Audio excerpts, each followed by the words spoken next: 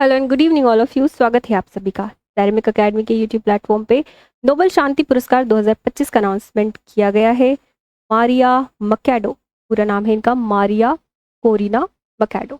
Maria Corina मकैडो को 2025 का शांति का नोबेल पुरस्कार दिया गया है। मारिया मकैडो वेनेजुएला की पॉलिटिकल लीडर हैं और वेनेजुएला देश में तानाशाही शासन के खिलाफ ये आवाज़ उठाती आई है पिछले 20 वर्षों से। ये चाहती है कि वहाँ पे लोकतांत्रिक शासन स्थापित हो और लोकतांत्रिक अधिकारों के लिए ये संघर्ष करती आई है। क्या योगदान रहा है इनका, इसके लिए अपने को देखना पड़ेगा कि वेनेजुएला का क्या शासन है। वेनेजुएला में तानाशाही जो मैं कह रही हूँ आपको, वो कैसे कब क्या स्थापित हुई, क्या इतिहास है। साउथ अमेरिका कॉन्टिनेंट आप देखोगे तो उसके नॉर्थ पार्ट में वेनेजुएला देश पड़ता है। वेनेजुएला 1990 में आज़ाद हुआ था। लोकतांत्रिक व्यवस्था यहाँ पे स्थापित की गई थी, संविधान की स्थापना की गई थी। 1990 के बाद 1999 आता है और शावेज नाम के एक पॉलिटिकल लीडर यहाँ पे आते हैं और वो संविधान में परिवर्तन करने की कोशिश करते हैं अपनी सत्ता पर अपनी पकड़ बनाने के लिए, अपनी सत्ता को मजबूत करने के लिए। शावेज के बाद यहाँ पे पॉलिटिकल लीडर आते हैं निकोलस मैड्यूरो करके, मैड्यूरो इनका नाम है और तब से लेके अभी तक निकोलस मैड्यूरो यहाँ के राष्ट्रपति हैं। निकोलस मैड्यूरो पर एलिगेशन लगाए जाते हैं कि पूरी तरीके से लोकतांत्रिक व्यवस्था को हटाकर इन्होंने वहाँ पे तानाशाही स्थापित कर दी है। एलिगेशन लगाए जाते हैं इनके ऊपर कि करप्शन होता है इनके शासन के दौरान। प्रशासन में अपोजिशन के जो पॉलिटिकल लीडर है, ये निकोलस मैड्यूरो की पिक्चर है। अपोजिशन में जो पॉलिटिकल लीडर है उनको जबरदस्ती गिरफ्तार करवा देते हैं, निगरानी में रखते हैं। राष्ट्रपति चुनाव भी करवाने की कोशिश कई बार की गई है इनके शासन के दौरान, लेकिन चुनाव जो है वो फ्री और फेयर तरीके से नहीं करवाए जाते, कोई ना कोई सी गड़बड़ यहाँ पे की जाती है। मानवाधिकार का उल्लंघन यानी कि ह्यूमन राइट का वियोलेशन इनके शासन के दौरान देखा गया है। काफ़ी लोग परेशान हैं, अव्यवस्था जो फैली हुई है क्योंकि पॉलिसीज़ भी ठीक नहीं है, तानाशाही है, लोगों को अधिकार नहीं है, तो लोग पलायन करके यहाँ से जाना चाहते हैं। न्यूज़पेपर में लगातार आता रहता है लगभग 70 लाख के आसपास, 7 मिलियन 70 लाख के आसपास वेनेजुएला से लोग वेनेजुएला देश छोड़कर, अपना देश छोड़कर दूसरे देश में पलायन कर चुके हैं। शरणार्थी के रूप में रहने को थोड़ा सा मजबूर है दूसरे देशों में। तो ये सारी अवस्था देखते हुए मारिया मकैडो ने आवाज़ उठाना शुरू की, अभी से नहीं बहुत पहले से। शुरू से ही मारिया मकैडो जो है वो पॉलिटिकल लीडर नहीं रही है। वर्ष 2003 में इन्होंने अपनी एक संस्था स्थापित की थी, मैट करके संस्था का नाम था। एनजीओ के रूप में ये संस्था थोड़ी सी ऐसे काम करती थी कि वहाँ पे जो चुनाव प्रणाली है या फिर इलेक्शन जो भी होते हैं उनकी मॉनिटरिंग करने का ये संस्था काम करती थी कि वॉच डॉग की तरह, एक वॉच डॉग के रूप में एक नागरिक कार्यकर्ता थी। ये पहले इस संस्था से जुड़ी हुई थी, सुमैट संस्था से। फिर उसके बाद जब इन्होंने देखा कि वोटिंग में थोड़ा सा गड़बड़ है, यहाँ पे सही तरीके से फ्री और फेयर इलेक्शंस जो है वो नहीं होते हैं, तो फिर इन्होंने अपनी आवाज़ उठाना शुरू की और फिर उनके बाद इन्होंने पॉलिटिकल पार्टी ज्वाइन की। वेंटे वेनेजुएला करके एक पॉलिटिकल पार्टी है, उनसे ये जुड़ी हुई है, वेंटे वेनेजुएला। इनके अलावा भी बहुत सारे लोग हैं इस पार्टी में जो कि विपक्षी पार्टी मानी जाती है। बहुत बार कोशिश की गई, 2003 में कोशिश की गई इनकी पार्टी के द्वारा, 2019 में भी कोशिश की गई और अभी जो साल निकल गया 2024 उसमें भी कोशिश की गई कि कैसे ना कैसे करके राष्ट्रपति चुनाव वहाँ पे करवाया जाए, जनमत संग्रह वहाँ पे करवाया जाए ताकि इनकी सत्ता तो हटे, क्योंकि ह्यूमन राइट्स का वियोलेशन लगातार होता जा रहा है, करप्शन होता जा रहा है, सही पॉलिसी नहीं है, हाइपर इन्फ्लेशन वहाँ पे मौजूद है, इकोनॉमिक क्राइसिस वहाँ पे आ चुका है। तो चाहते हैं वहाँ की विपक्षी पार्टी की सत्ता हटाई जाए, लेकिन क्योंकि निकोलस मैड्यूरो तानाशाह है, जो संस्था वोट कराती है वहाँ पे चुनाव कराती है वो भी इनके ही कंट्रोल में होंगी, तो फिर इनके कंट्रोल में है, तो इसलिए ये नहीं हो पा रहा है कि वहाँ पे दूसरा जो है वो सत्ता परिवर्तित हो। जब इनको अवार्ड मिला, ये नोबेल पीस प्राइज से इनको नवाजा गया इस साल, लगभग आज की बात है, आज ही इनका अनाउंसमेंट हुआ है। तो इन्होंने कहा कि डोनाल्ड ट्रंप, अमेरिका के जो राष्ट्रपति हैं डोनाल्ड ट्रंप, उनको ये अवार्ड डेडिकेट करती हैं और वेनेजुएला के जो लोग हैं उनको डेडिकेट करती है। तो ये ट्रंप बीच में कहाँ से आ गए, वेनेजुएला में क्या रिलेशन है, थोड़ा सा ऐसे इसको समझते हैं कि वेनेजुएला से जब से इनको ऐसा लगता है कि जब से इन्होंने प्रोटेस्ट करना शुरू किया तब से अमेरिका से इनको सबसे ज़्यादा सपोर्ट मिलता आया है। अमेरिका में भी ट्रंप शासन के दौरान से जो समर्थन मिला है वो बढ़ गया है। आइडियोलॉजिकल सपोर्ट तो वैसे ही मिल रहा है, पॉलिटिकल सपोर्ट तो वैसे ही मिल रहा है, क्योंकि किस आइडियोलॉजी पे अमेरिका चलता है, लोकतांत्रिक व्यवस्था स्थापित हो।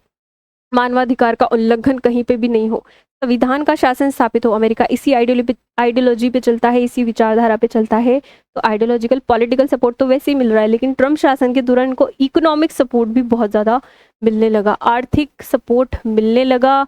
ट्रम्प के ही सहयोग से वेनेजुएला पर सैंक्शन स्थापित किए गए दूसरे ग्लोबल इंस्टीट्यूट के द्वारा, यूरोपियन यूनियन हो गया, इन संस्थाओं के द्वारा। अमेरिका ने भी सैंक्शंस लगाए, क्योंकि वेनेजुएला आप देखेंगे ऑयल एक्सपोर्टिंग कंट्री है। वेनेजुएला की पूरी इकोनॉमी जो है वो ऑयल एक्सपोर्ट पे डिपेंड करती है। जिस क्षेत्र में वेनेजुएला पड़ता है, इस क्षेत्र में लेक मराकाइबो है एक तो यहाँ पे, और कैरिबियन सी से इसकी बॉर्डर टच करती है। तो ये शोर वाले क्षेत्र में और एक लेक मराकाइबो वाले क्षेत्र में तेल के बहुत ज़्यादा भंडार है, ऑयल के भंडार है। तो ऑयल को ये एक्सपोर्ट करते हैं, एनर्जी एक्सपोर्ट करते हैं। भारत भी इससे ऑयल लेता था, सैंक्शंस के बाद से भारत भी ऑयल नहीं ले रहा है। तो सैंक्शंस लगाए गए, लेकिन फिर भी सैंक्शंस क्यों लगाते हैं नॉर्मली, ताकि सरकार का जो शासन है, जिस सरकार का शासन है वहाँ पे पैसा नहीं पहुँचे। पैसा नहीं पहुँचे तो किसी न किसी सत्ता परिवर्तित होगी ही।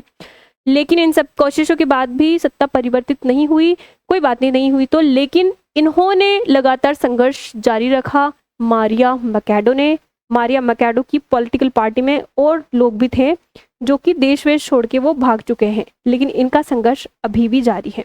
हालांकि जिस समय ये अवार्ड अनाउंस किया गया, अर्जेंटीना में ये रहती है अपनी सुरक्षा को लेकर, लेकिन यहाँ से भी ये सपोर्ट करती हैं जो इनके द्वारा प्रोटेस्ट जारी किया था उसको। अभी भी ये उसी चीज़ पर कायम है। बैलेट्स ओवर बुलेट इनका नारा है। आयरन लेडी वेनेजुएला की इनको कहा जाता है, कि इनको मारिया मकैडो को। और मारिया मकैडो जो है, क्या अवार्ड मिला है उनको? नोबेल का शांति पुरस्कार मिला है। नोबेल शांति पुरस्कार नोबेल प्राइज का या नोबेल पुरस्कारों का एक प्रकार है, सिर्फ एक प्रकार है। पाँच छः नहीं, लगभग 6 ही अवार्ड इसमें दिए जाते हैं। किसने स्थापित किया, थोड़ी सी हिस्ट्री देखते हैं, फिर वो किन किन क्षेत्रों में अलग अलग अवार्ड मिलते हैं वो अपन देखेंगे, और 2025 में किनको मिला है, क्योंकि एग्जाम के लिहाज से 2025 वाले नाम याद करना आपके लिए बहुत ज़रूरी है। तो फिर वो लास्ट में अपन देखेंगे, और लास्ट में एक क्वेश्चन लगा रखा है, वो क्वेश्चन आपको सॉल्व करना है। अल्फ्रेड नोबेल कैसे स्थापित हुआ? नोबेल पुरस्कार किसने किया? अल्फ्रेड नोबेल, जो कि स्वीडन से इनका संबंध है, स्वीडन में इनका जन्म हुआ। आविष्कारक, इन्वेंटर इनको माना जाता है।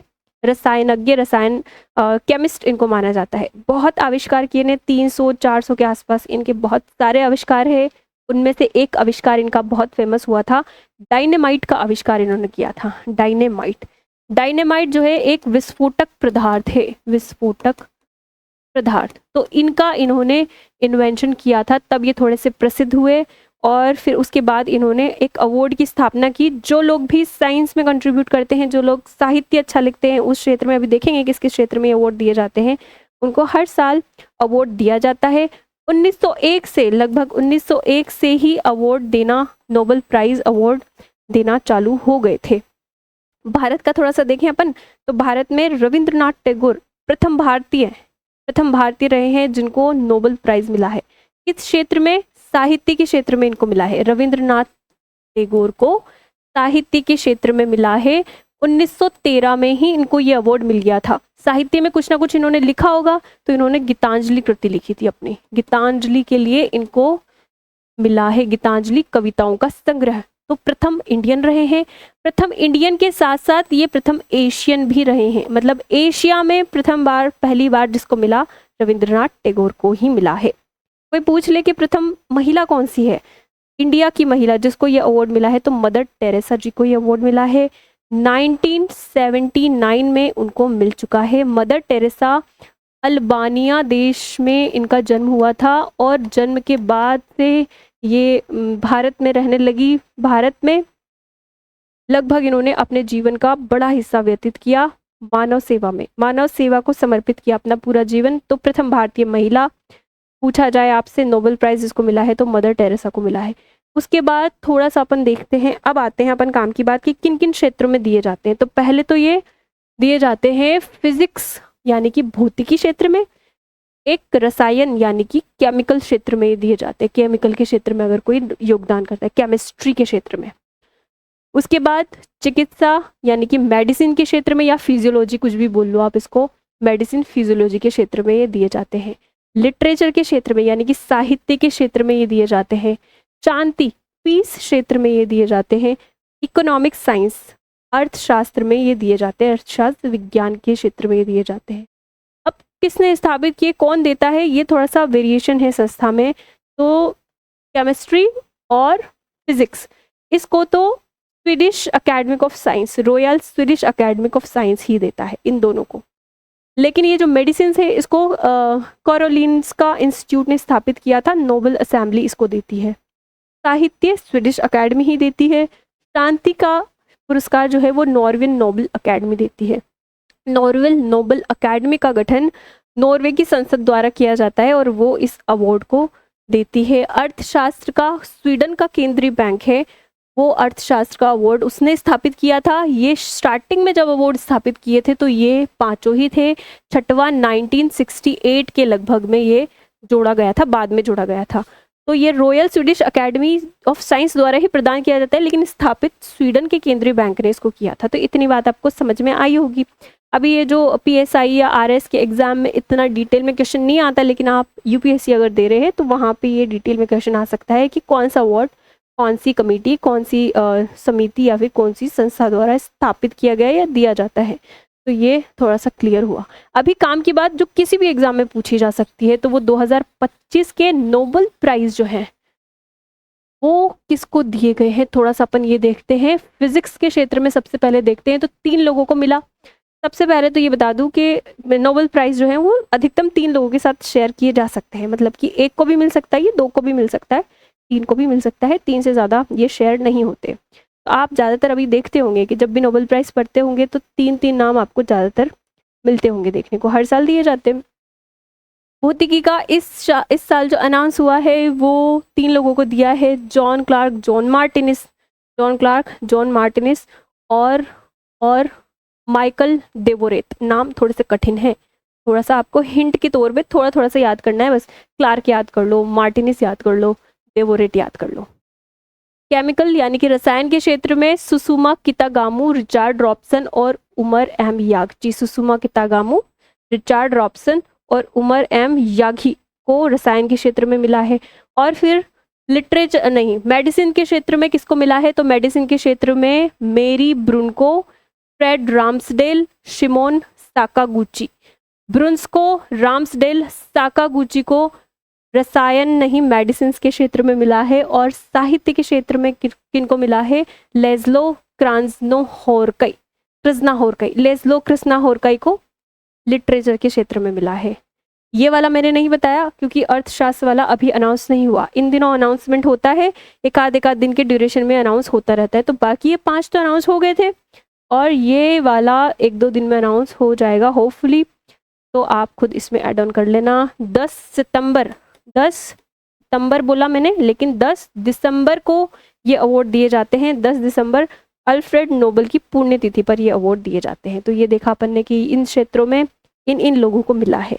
उसके बाद मैंने क्वेश्चन लगा रखा है। क्वेश्चन बहुत सिंपल है, प्रैक्टिस करके देखना, जिसने ध्यान से सुना होगा उसको आ जाएगा। अभी पिछली स्लाइड पे अपन ने पढ़ा है कि भौतिकी का 2025 का नोबेल प्राइज किसको मिला है। आंसर आप कमेंट सेक्शन में बता सकते हैं। मेरे साथ बने रहने के लिए धन्यवाद।